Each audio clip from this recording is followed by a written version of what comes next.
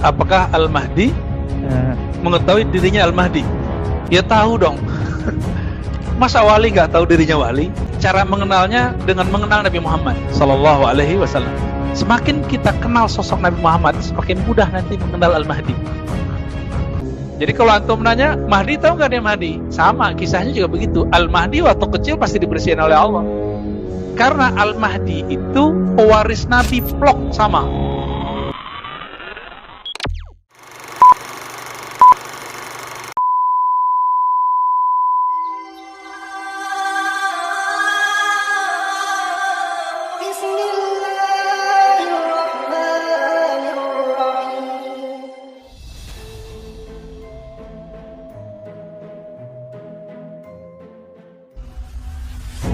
Apakah Al-Mahdi mengetahui dirinya Al-Mahdi? Iya betul. Ya tahu dong. Masa wali nggak tahu dirinya wali? Bedanya Nabi Muhammad ini cara mengenalnya dengan mengenal Nabi Muhammad Sallallahu Alaihi Wasallam. Semakin kita kenal sosok Nabi Muhammad, semakin mudah nanti mengenal Al-Mahdi. Suatu kali datang Abu Dzar kepada Nabi Sallallahu Alaihi Wasallam. Apa kata Abu Dzar? Ya Rasulullah, kaifa arafta annaka nabiyyun? Ya Rasulullah, bagaimana caranya engkau tahu bahwa engkau itu nabi? Jadi sudah dikasih tahu, Pak. Dijawab oleh Nabi. Inilah jawaban untuk Al-Mahdi. Kata beliau, satu kali aku sedang main-main dengan saudara susuku, anak Halimah Sa'diyah, ya, di perkampungan Bani Sa'ad. Tiba-tiba datang dua malaikat bersayap besar, ngomong, huwa gitu. Dia nggak orangnya. Jadi malaikat pun nanya, satu Jibril, satu Mikail. Jibril, emang dia? Ente yakin? Iya, dia, kata Jibril. Diambil, Pak. Dipegang oleh Mikail, dibedah oleh Jibril. Dibersihkan. Tapi karena Jibril bukan makhluk fisik, maka pembersihannya bukan pembersihan fisik. Itu sebabnya ketika dibedah nggak berdarah. Gitu.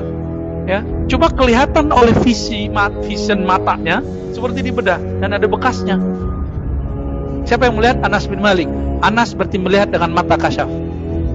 Karena sahabat yang lain lihat nggak ada bekasnya. Tapi kok Anas lihat ada bekasnya? Berarti Anas dikasih penglihatan rohani. Dikira begitu, ya? Dahsyat nggak tuh? Jadi kalau antum nanya, Mahdi tahu nggak dia Mahdi? Sama, kisahnya juga begitu. Al-Mahdi waktu kecil pasti dibersihin oleh Allah. Karena Al-Mahdi itu pewaris Nabi plok sama.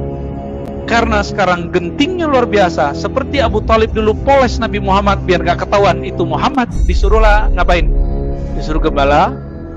Jadi orang Yahudi gak percaya, masa Nabi akhir zaman gembala domba? Gak percaya mereka, ya. Mirip-mirip lah kira-kira begitu. Nanti kalau ketemu sama Al-Mahdi itu, orang-orang yang ingin membunuh Al-Mahdi, tentara-tentara Dajjal itu, ya, kalau dulu kan ahli kitab, kan sekarang sama aja, namanya beda-beda dikit, ya, inisial M, ya, nggak tahu maksudnya. Itu kalau ketemu dia bunuh itu. Lalu gimana? Maka Allah poles lah, karena ditutup dipoles. Dalam kitab Awariful Ma'arif, saya baru paham, disebut namanya, nama lakunya disebut lelaku malamatiyah. Jadi dalam tradisi ahli kolbu ada namanya tarekat sufi, ada namanya malamatiyah. Itu beda, Pak. Tarekat sufi kayak Naqsyabandiyah, Haqqani, sorbannya lihat, ya, Syekh Haqqani, Hisham Kabani, yang sering dulu diterjemahkan kalam-kalamnya oleh Kiai Wafiuddin, ya, di TPI dulu, ya. Itu sorbannya dahsyat-dahsyat, kelihatan karena tarekat sufi. Tapi kalau malamatiyah nggak pakai serban, Pak. Mungkin kayak preman, tapi di dalamnya hanya ada nur Allah. Orang kalau ketemu beliau dan bisa mempunyai kolbu, pasti bisa ngelihat isi kolbunya, bahwa orang ini bukan orang biasa. Kira-kira begitu. Makanya kalau ditanya, tahu nggak Al-Mahdi dia Mahdi? Ya tahu. Seperti Rasulullah tahu bahwa beliau adalah seorang nabi. Semenjak umur berapa? Umur berapa Nabi dibedah? 5 atau 6 tahun atau 7 tahun. Ini riwayatnya kan nggak ada yang sahih. Yang penting beliau dibedah, umurnya nggak jelas. Ya, kira-kira Al-Mahdi juga begitu, dibersihkan kolbu dalam umur segitu, waktu kecilnya. Sama kira-kira, Pak. Kita berterima kasih kepada teman-teman kita yang sudah berdakwah tentang akhir zaman. Terima kasih antum sudah mengingatkan umat tentang huru-hara akhir zaman. Syukran lakum. Tapi kita punya catatan. Allah mengatakan dalam surah Al-Isra, "Wala taqfu ma laysa laka bihi ilm." Ini wajib untuk seorang pendakwah. Jangan kamu berpendirian, jangan kamu sampaikan sesuatu hal yang belum betul-betul kamu ilmui. Apa arti ilmu bahasa Arab? Al-ilmu ma'rifatu syai' ala ma kan. Mengenal sesuatu sesuai dengan yang sebenarnya. Berarti pasti nggak? Ini yang saya sebut kepastian ilmu. Kalau belum pasti dalilnya sahih, belum pasti argumentasinya, maka jangan bilang Dajjal keluar, Mahdi keluar. Tunggu dulu. Jadi kita mengatakan syukran lakum, terima kasih. Tapi kita kasih nasihat untuk diri kita sendiri dan untuk mereka juga, jangan ikut hoax. Kalau hadisnya dhaif, jangan dipakai untuk nakut-nakutin umat. Apalagi cuma analisa syahwat politik kah, ya? Apalagi analisa sotoy, sok tahu. Cuma karena baca buku-buku tertentu buat analisa sendiri. Tunggu dulu, Pak. Tidak semua yang kita pahami itu benar-benar ilmu. Siapa tahu dia masuk zon, ya. Iyattabi'una illa dhanna. Mereka hanya mengikuti zon, prasangka belaka. Dan itu haram.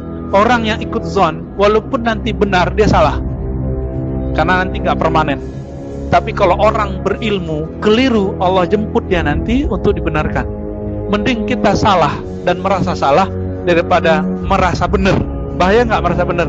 Yang merasa benar kan iblis, Dajjal. Jadi antum kalau udah merasa benar, nanti kayak kita ini disebut syubhat. Ya, Ustaz syubhat tuh gitu. Nah, itu yang ngomong begitu udah merasa benar dia. Oh, kita nggak ada masalah. Kita disebut sesat, zindik, fasik, terserah ente.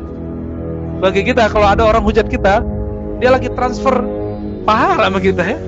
Antum kalau ahli kolbu bisa ngerasain, Pak. Bisa ngerasain dia tuh lagi ngirim pahalanya sama kita. Jadi kita nggak usah zikir-zikir banyak-banyak, udah pindah semua sama kita udah. Ya, tapi syaratnya jangan balas dengan menghujat. Senyumin aja. Seperti Nabi senyumin orang-orang kafir Quraisy. Kecuali setelah marhalah Madinah kita perang, Pak. Jadi sekarang jangan perang dulu. Ya, sabar-sabar ya. Nanti takut perang nggak? Berani nggak kalau perang ntar? Tapi nanti jangan tetapkan jihad sebelum saatnya. Orang baru hijrah udah ngomong poligami, baru belajar agama udah ngomong jihad. Akhirnya main penggal-penggal aja kan? Nah, ini bahaya. Nah, ini yang saya takutkan, penyusup zombie ke tubuh ahli sunnah. Nah, semoga negeri kita dijaga Allah, sahabat-sahabat kita yang berakidah ahli sunnah, Allah jaga akidahnya, kita juga Allah jaga istiqamah. Allahumma ya muqallibal qulub, tsabbit qulubana ala dinika wa ta'atik. Ya Allah yang membolak-balik hati, Engkau tahu kapan hati ini baik, kapan hati ini jahat. Tolong tetapkan ya Allah hati ini dalam ketaatan. Jika kami maksiat, tolong jadikan kami hamba yang bertobat. Jika kami taat, tolong jadikan kami hamba yang tawadu. Jika kami dapat kebaikan, tolong jadikan kami hamba yang bersyukur. Jika kami dapat musibah, ya Allah, tolong jadikan kami orang yang sabar. Allahumma rabbana atina fid dunya hasanah wa fil akhirati hasanah wa qina adzabannar. Wa sallallahu ala nabiyina Muhammad walhamdulillahi rabbil alamin. Assalamualaikum warahmatullahi wabarakatuh.